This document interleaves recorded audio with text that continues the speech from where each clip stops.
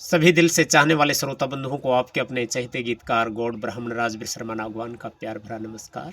अगर आप चैनल पर नए हैं और अभी तक चैनल को लाइक व सब्सक्राइब नहीं किया है तो चैनल को लाइक व सब्सक्राइब करना मत भूलिएगा।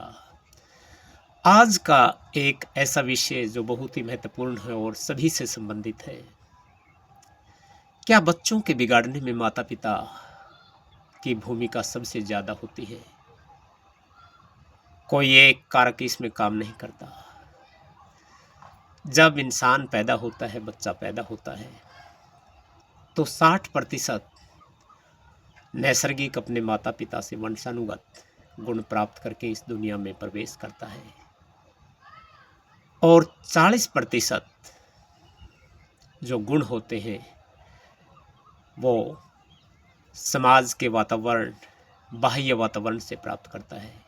यानी कहने का तात्पर्य ये है, 60% जो कारक होते हैं वो एक बच्चा जन्मजात लेकर आता है इस दुनिया में, और 40% जो उसके गुण होते हैं या कहें जो प्रतिशत होता है वो उसके वातावरण का, उसके मित्र मंडली का, आस पड़ोस का कैसा वातावरण है।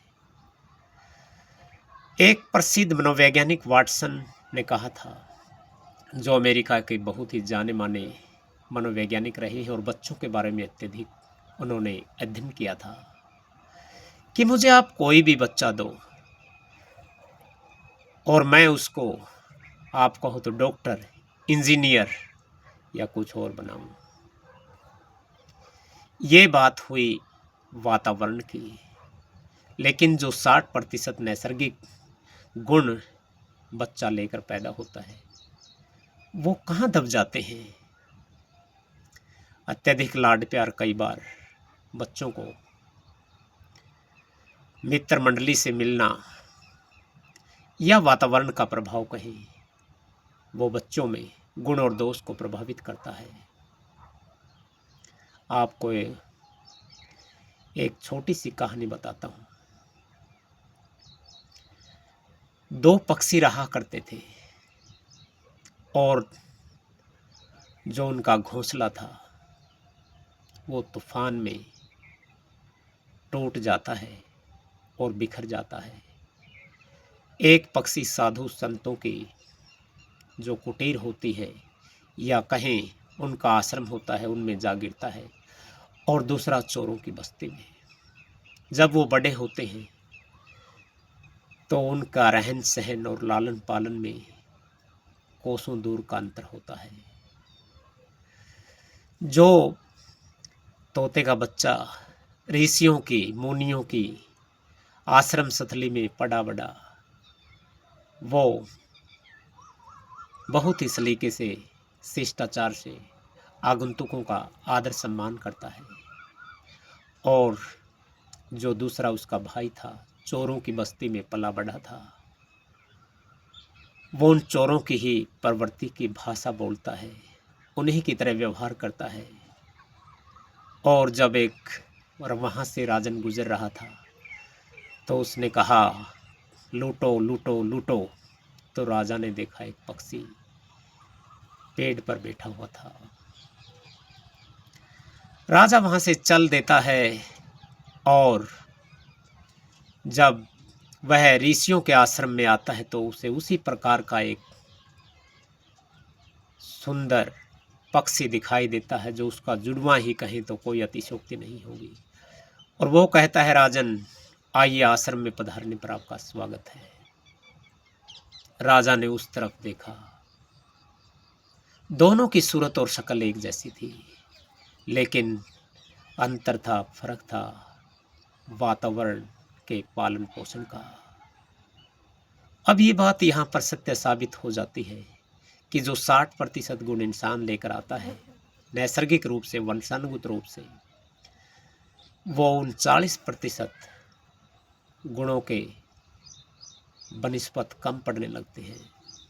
और आज की जो हमारी आधुनिक टेक्नोलॉजी ने, एंड्रॉयड फ़ोन ने, इंस्टाग्राम ने, फेसबुक ने, व्हाट्सएप ने बच्चों की जो हालत बिगाड़ दी है वो किसी से छुपी हुई नहीं है। पहले तो कहते थे कि माता पिता ने अत्यधिक लाड प्यार करके बच्चों को बिगाड़ दिया है, लेकिन आज तो वो न माँ बाप के पास रहता है और साथियों से भी दूर रहता है। जब से ये एंड्रॉयड फ़ोन का ज़माना आया है, फेसबुक, व्हाट्सएप और भी न जाने तरह तरह के, और इन्होंने बच्चों को अपने प्रभाव में, अपनी गिरफ्त में इतना ले लिया है कि इनसे निकल पाना, इनके दुष्प्रभाव से बहुत ही मुश्किल हो रहा है। आज के दौर में शून्य से लेकर या कहें 3-4 वर्ष का बच्चा ही मोबाइल में कुछ न कुछ क्रियाकलाप करने लग जाता है, जो उसके मानसिक सत्र पर बहुत ही बुरा असर डालता है। कहने का तात्पर्य ये है, माता पिता की भूमिका, दोस्तों की भूमिका और समाज की भूमिका का प्रभाव व्यक्ति पर पड़ता है, लेकिन अगर इनके साथ सामंजस्य बनाकर चला जाए तो इस तरह की जो ये बात है इसको दूर किया जा सकता है, इसके प्रभाव से बचा जा सकता है और हम अपने बच्चों में नैतिक मूल्यों का बीजारोपण कर सकते हैं।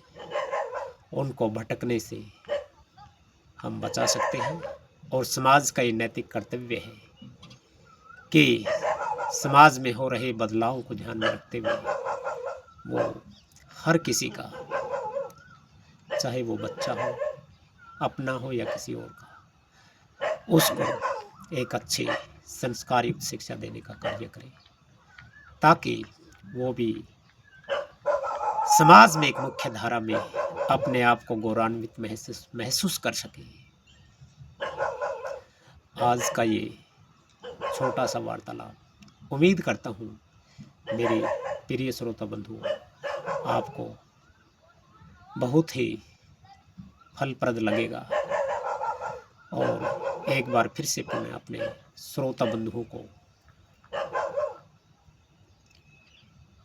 अपने परिवेश के बारे में, अपने समाज के बारे में जो बदलाव हो रहे हैं, परिवर्तन हो रहे हैं, उनको स्वीकार करते हुए,